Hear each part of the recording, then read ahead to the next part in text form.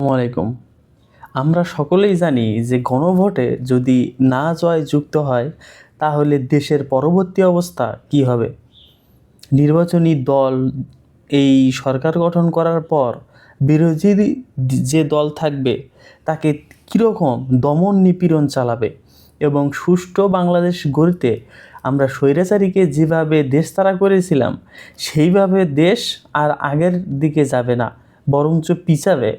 এর কারণটা হলো গণভোটকে যারা সামনে থেকে নেতৃত্ব দিচ্ছে, পেছন থেকে অনেকেই কলকাঠি নাড়ছে যাতে গণভোটের পক্ষে তারা কাজ করে, গণভোটের পক্ষে যাতে তারা জনমত সৃষ্টি করে। তাহলে এখানে রাজনৈতিক বক্তব্যকে সঠিক রেখে এবং ভাষাগত দিককে সঠিক রেখে তবেই না একটা দেশ গড়া সম্ভব। কিন্তু অনেকেই এখানে ভাষাগত যে রাজনৈতিক প্রেক্ষাপট আছে বাংলাদেশের সেটাকে মানতে পারছে না।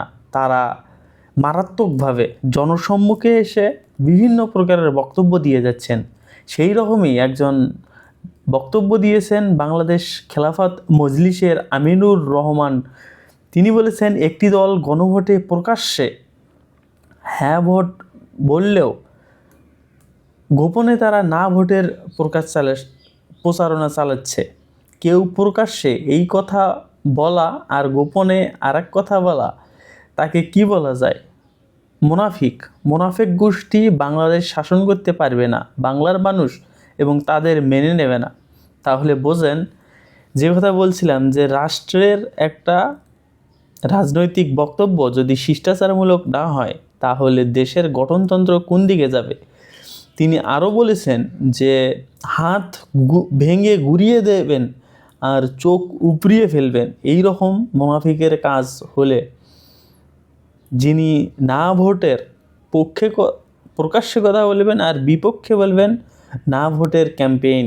শনিবার বেলা 11টার দিকে কুমিল্লার 14 গ্রামে নির্বাচনী সমাবেশে বিশেষ অতিথির বক্তব্যে তিনি এইসব কথা বলেন।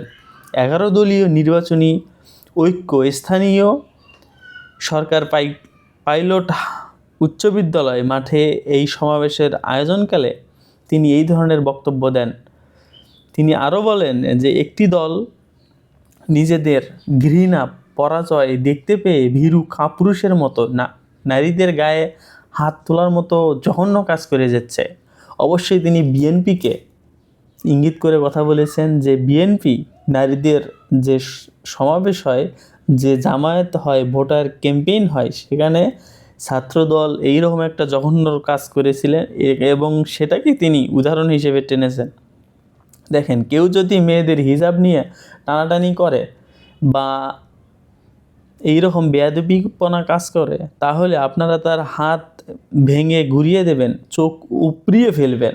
তিনি সতর্ক করে দেন, যদি আবার নারী সমাজের গায়ে হাত তোলা হয় তাহলে আগুন জ্বলবে, সেই আগুন নিভানোর কেউ থাকবে না।